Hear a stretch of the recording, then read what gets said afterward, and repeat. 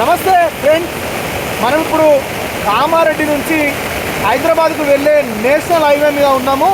జంగంపల్లి వద్ద తీవ్రమైన వాతావరణ పరిస్థితుల వల్ల నిన్న రాత్రి నుంచి కురుస్తున్న భారీ వర్షాలకు నేషనల్ హైవే పూర్తిగా బ్లాక్ కావడం జరిగింది.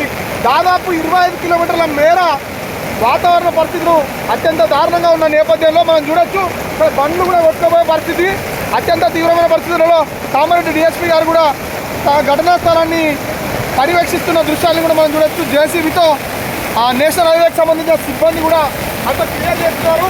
దయచేసి కామారెడ్డి హైదరాబాద్ హైవేని అవాయిడ్ చేయాలి. మరీ ముఖ్యంగా చూసుకున్నట్లయితే సిద్దిపేట నుంచి కరీంనగర్ వెళ్తున్న నేషనల్ హైవే కూడా వాతావరణ పరిస్థితులు ఉధృతిగా ఉండడం వల్ల ఆ నేషనల్ హైవేని కూడా అధికారులు క్లోజ్ చేస్తున్నారన్నట్టుగా మనకు ప్రాథమికంగా సమాచారం వస్తుంది. ఎప్పుడు కూడా వాతావరణ పరిస్థితులు అత్యంత ఇబ్బందికరంగా ఉన్నందున ఎవరు కూడా ఇక్కడ ట్రావెల్ చేయవద్దని ప్రజలందరినీ కూడా కామారెడ్డి కలెక్టర్ గారు విజ్ఞప్తి చేయడం జరుగుతుంది.